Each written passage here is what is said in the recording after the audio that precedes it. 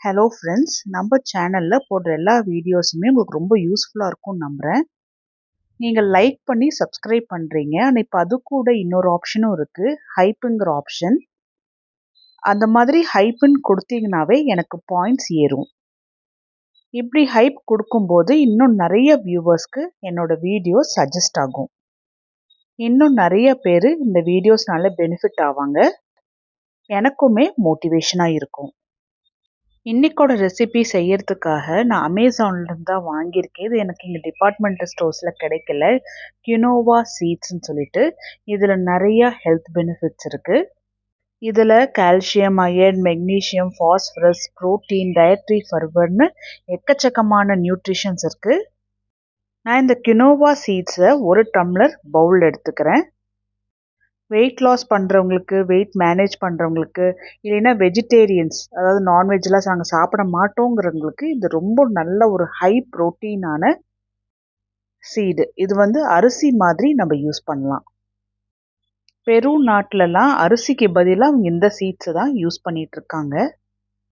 இந்த சீடோட product link நான் உங்களுக்கு ப்ராடக்ட்ஸில் தரேன். அதே டம்ளரில் 1/2 டம்ளர் கருப்பு உளுந்து எடுத்திருக்கேன். கூடவே 1/4 டீஸ்பூன் வெந்தயம். இந்த குனோவா சீட்ஸை 2லேருந்து 3 முறை நல்லா தண்ணி ஊற்றி நல்லா கசக்கி க்ளீன் பண்ணணும். ஏன்னா இதுக்கு மேலே ஒரு கோட்டிங் இருக்கும், தின் லேயராக நேச்சுரலாகவே. அந்த கோட்டிங் உடம்புக்கு சில பேர்த்துக்கு அது ஒத்துக்காது. அதனால நல்லா க்ளீன் பண்ணி எடுக்கணும். 2லேருந்து 3 தடவையுமே இது போல் நல்லா கசக்கியே க்ளீன் பண்ணிவிட்டு தண்ணி ஊற்றி ஒரு 6 மணி நேரம் ஊற வச்சிடலாம். டயபெட்டிக்ஸ் இருக்கிறவங்க தாராளமாக இந்த சீட்ஸை உபயோகப்படுத்தலாம். நான் அடுத்து இந்த சீட்ஸில் என்னெல்லாம் ரெசிபி செய்யலாம் அப்படிங்கிறது நான் உங்களுக்கு அப்லோட் பண்ணுறேன். இப்போ இந்த கினோவா சீட்ஸு உளுந்து நல்லாவே ஊறி வந்திருக்கு. தண்ணியிலேருந்து வடித்து எடுத்து மிக்ஸி ஜாருக்கு ட்ரான்ஸ்ஃபர் பண்ணிவிட்டு கொஞ்சமாக தண்ணி சேர்த்தி நல்லா அரைச்சி எடுத்துகிட்டு வந்துடலாம். பார்க்குறதுக்கு பாருங்கள், நல்லா அரிசி மாவை நம்ம அரைச்சி எடுத்துகிட்டு வந்திருக்கிற மாதிரி தான் இருக்குது.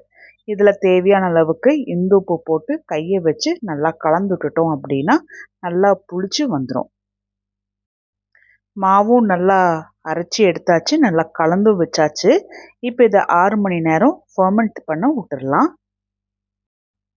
6 மணி நேரத்துக்கு அப்புறம் மாவு நல்லாவே புளிச்சு வந்திருக்கு. பாருங்கள், நல்லா சூப்பராக புளிஞ்சு நல்லா பபிள்ஸாக வந்திருக்கு. இதை இப்போது கரண்டி வச்சு நல்லா ஒரு முறை கலந்துட்டுறணும். நம்ம சேனலில் நான் அரிசி சேர்த்தாம தான் ரெசிபீஸ் அப்லோட் பண்ணிகிட்ருக்கேன். இது போல் ரெசிபீஸ்க்கு நம்ம சேனலை சப்ஸ்கிரைப் பண்ணி வச்சுக்கோங்க. பேனில் 1 டீஸ்பூன் எண்ணெய் ஊற்றி எண்ணெய் சூடான உடனே 1/4 டீஸ்பூன் ஜீரகம், 1/4 டீஸ்பூன் கடலைப்பருப்பு, 1/4 டீஸ்பூன் உளுத்தம்பருப்பு, காரத்துக்காக 5 பச்சை மிளகா எண்ணெயில் மிதமான சூட்லேயே இது நல்லா வதக்கி எடுத்துக்கணும். இதில் 3 நார்மல் சைஸ் வெங்காயம் நான் கொஞ்சம் நீட்டமாக கட் பண்ணி வச்சுருக்கேன். மிதமான சூட்டில் வெங்காயத்தையும் நல்லா வதக்கி எடுத்துக்கணும். காரமாக சட்னி செஞ்சோம் அப்படின்னா தான் நல்லா டேஸ்டியாக இருக்கும்.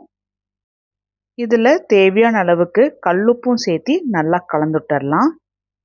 வெயிட் லாஸ் பண்ணும்போதாக இருக்கட்டும், இல்லை சுகர் இருக்கிறவங்களா இருக்கட்டும், இது போல் கார்போஹைட்ரேட்ஸ் கம்மியாக இருக்கிற உணவாக சாப்பிடணும். ப்ரோட்டீன்ஸும் ஃபைபர்ஸும் அதிகமாக இருக்கிறது போல் சேர்த்திக்கிட்டோம் அப்படின்னா நல்லா ஈஸியாகவே வெயிட் லாஸ் ஆகும்.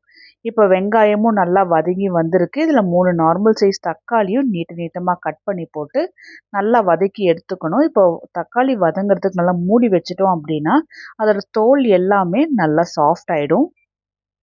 ஒரு 10 நிமிஷம் மீடியம் டு ஹை ஃப்ளேமில் வச்சோம் அப்படின்னா தக்காளி நல்லாவே வதங்கி வந்திருக்கும். இதை ஒரு முறை நல்லா கலந்துட்டரணும். இது கூடவே நான் இன்னைக்கு ஒரு கை நிறைச்ச கருவேப்பிலை, கொத்தமல்லி, ஒரு துண்டு இஞ்சியும் இந்த ஸ்டேஜில் நல்லா சொருவி சேர்த்திக்கலாம். இஞ்சி சேர்த்தும் போது வெயிட் லாஸுக்கு இது நல்லாவே ஹெல்ப்ஃபுல்லாக இருக்கும். இது கூடவே 1/4 டீஸ்பூன் மஞ்சள், 1/4 டீஸ்பூன் பெருங்காயத்தூள். கருவேப்பிலையும் கொத்தமல்லியும் நல்லா வதங்கி சுருங்கி வர அளவுக்கு வெங்காயம் தக்காளியோட சேர்த்தி நல்லா கலந்துட்டுக்கணும். கடைசியாக இதில் சின்ன துண்டு புளி, சின்னதாக கட் பண்ணின ஒரு துண்டு தேங்காய், இந்த ஸ்டேஜில் ஃப்ளேமை ஆஃப் பண்ணிவிட்டு இந்த சூட்லேயே புளியும் தேங்காவையும் நல்லா கலந்து விட்டுறலாம். ஃப்ளேம் ஆனில் வச்சு தான் அது கலந்து விடணுங்கிற அவசியம் இல்லை. இப்போ நல்லா ஆறுனதுக்கு பிறகு இது மிக்ஸி ஜாருக்கு ட்ரான்ஸ்ஃபர் பண்ணிவிட்டு ஆரம்பத்தில் நல்லா அரைச்சிட்டு அதுக்கப்புறமா தேவையான அளவுக்கு தண்ணி ஊற்றி நல்லா அரைச்சி எடுத்துகிட்டு வந்துடணும். இந்த சட்னிக்கு தாளிக்கணுங்கிற அவசியம் இல்லை. நீங்கள் விருப்பப்பட்டீங்கன்னா தாளிச்சுக்கலாம். நான் இன்னைக்கு தாளிக்கலை. அடுத்ததாக குயினோவா தோசைக்காக கொஞ்சம் தாளிப்பு ரெடி பண்ணிடலாம். பேனில் 1 டீஸ்பூன் தேங்காய் ஊற்றி எண்ணெய் சூடான உடனே 1/4 டீஸ்பூன் ஜீரகம், 1/4 டீஸ்பூன் உளுத்தம் பருப்பு, கொஞ்சமாக கருவேப்பிலை, இது கூட ஒரு நார்மல் சைஸ் வெங்காயத்தை நான் சின்ன சின்னதாக கட் பண்ணி வச்சுருக்கேன். மிதமான சூட்லேயே வெங்காயம் நல்லா வறுபட்டு வரணும். நான் வெங்காயம் வதங்கிறதுக்கு அளவாக மட்டும் கொஞ்சமாக உப்பு சேர்த்து நல்லா வதக்கி எடுத்துக்க போகிறேன். அப்போ தான் வெங்காயம் நல்லா சீக்கிரமாகவே வதங்கி வரும்.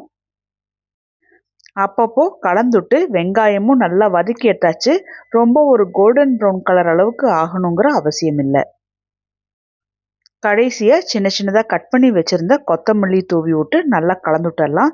கொத்தமல்லி கொஞ்சம் நல்லா சுருங்கி வரட்டும். அது வரைக்கும் நல்லாவே கலந்து விட்டுக்கலாம். வதங்கின வெங்காயத்தை மாவில் சேர்த்து நல்லா கலந்துட்டுக்க போகிறோம். குயினோவா தோசை நம்ம அப்படியே செய்யலாம். இது போல் கொஞ்சம் வதக்கி சேர்த்தும் போது கொஞ்சம் ஃப்ளேவருமே டிஃப்ரெண்ட்டாக இருக்கும். நீங்கள் விருப்பப்பட்டீங்கன்னா கேரட் சொருவி சேர்த்திக்கலாம், இல்லை பீட்ரூட் சொருவி சேர்த்திக்கலாம். அது நம்மளோட சாய்ஸ் தான். இப்போ தோசை செய்யறதுனால தேவையான அளவுக்கு தண்ணி ஊற்றி மாவை நல்லா கரைச்சி எடுத்துக்க போகிறோம்.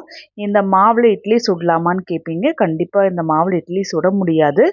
இட்லி எப்படி செய்யறது அதோட ரேஷியோ எல்லாமே நான் உங்கள் கூட ஷேர் பண்ணுறேன். தோசை தவா கொஞ்சமாக சூடான உடனே ஒரு குழிக்கரண்டி அளவுக்கு மாவு எடுத்து கொஞ்சம் மெல்லிஸாக தோசை போட்டு எடுத்துக்கலாம். ஏன்னா நம்ம தாளிச்செல்லாம் ஊற்றிருக்கறனால ரொம்ப மெல்லிஸாக செய்ய முடியாது.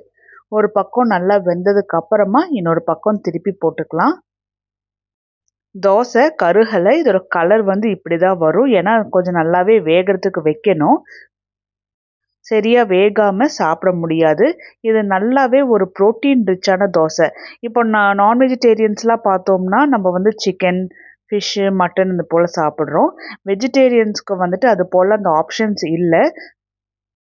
பருப்பு வகைகள், தானிய வகைகள் எடுத்துக்கிறாங்க. அவங்களுக்கு இந்த குயினோவாங்கிற சீடுங்கிற நல்லாவே ஒரு எஃபெக்டிவான ஒரு ஆப்ஷனாக இருக்கும்.